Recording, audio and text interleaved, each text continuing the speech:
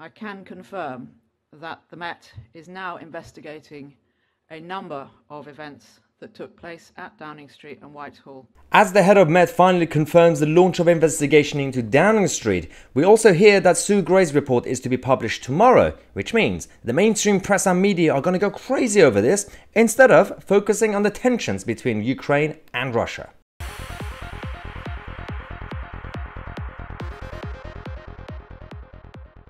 Yes, it's happening again. Another week, another Westminster gossip session. Now, this is, I've been tried to be objective on this issue.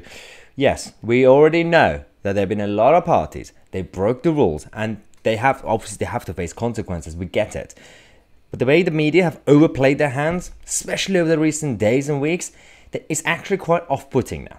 Like, it is quite weird because, yes, Downing Street, those responsible definitely have to face consequences, as we said. But the way they find every single thing, well, there was a cake, so that's also another thing. They thought that if they just add to the list, it will be a proper volcano. In fact, I think it's just overplayed it at this point. But right now, there was a bit of a situation earlier today because as tensions continue to rise between NATO and Russia, and we have to talk about that too because right now, yes, we know Russia are testing the waters at the same time. NATO are always obviously power hungry at the same time. It's a bit of a messy situation right now anyway, and Ukraine are right in the middle. The problem is Downing Street and the police and the media, just generally speaking, the whole establishment, they can't even run their own affairs, and we expect them to run the world. So literally about 2 hours ago, we heard that Sue Gray's report is going to be delayed.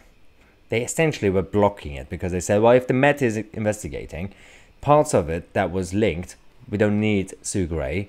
What if the investigation then wasn't complete by the Met? Does that mean that Sue Gray wasn't able to actually continue the investigation?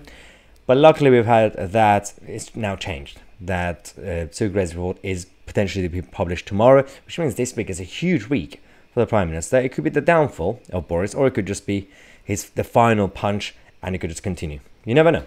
Anything could happen at this point. But the issue is the way Cressida Dick is obviously launching this investigation and how long it took for her to actually finally do it. My officers have assessed several other events that appear to have taken place at Downing Street and Whitehall. On the available information, these other events are assessed as not reaching the threshold for criminal investigation. Yes, yeah, we already know this at this point. The issue is, I've actually been critical of Downing Street.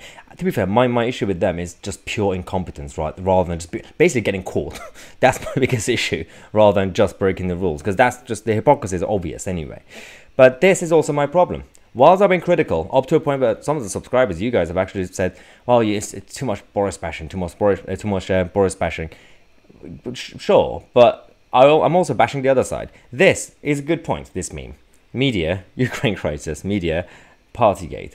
The way they see their priorities. I'm going to give you two examples of these Westminster hacks who the media witch hunt for the sake of witch hunt.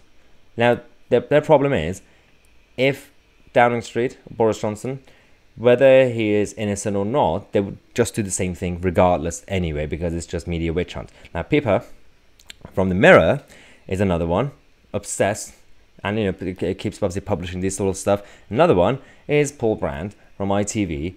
Again, obsessed. This one is very, very obsessed. It's like a stalker level obsessed. So let's also talk about the role that the mainstream media have. And some of these hacks also broke the rules themselves. And some of them have been caught, as you guys know, especially the broadcasters. So there are no angels at this point.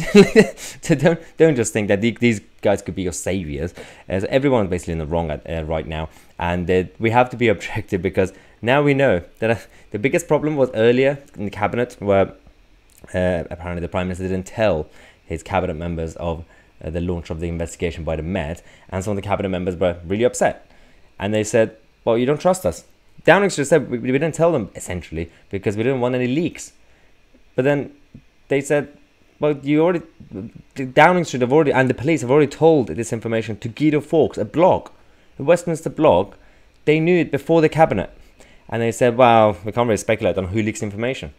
If you guys are already leaking, at least trust your cabinet colleagues. Tell them. If you can't trust your cabinet colleagues, that means there is a problem inside the cabinet and things have to change. clearly. And that's the only thing I can see at this point. Because if there are people leaking already, then at least create some sort of inner circle, a trusted circle. If you can't trust anyone who you work with, then either they have to go, or you have to go, or there has to be some big reform, a shake-up. Now, that's the only thing I can say at this point, and I don't really want to fall into the same trap of just doing media witch hunt for the sake of it, because we already know there have been a lot of parties, and a lot of them were against the rules, and obviously those people have to face consequences because some other people across the country who were unfairly treated throughout the last couple of years, and they were fined or they had to kind of cancel stuff and everything else like that. So we already know that's already covered over the past few weeks. Let's talk about why the mainstream media are now obsessed, the same people who broke the rules themselves. We're going to come back to you guys with more updates throughout the night, and we're going to talk about things that are not Partygate. Let's talk about real issues and also some funny issues too. Then subscribe to the channel. I'm Tousi, and we are the media.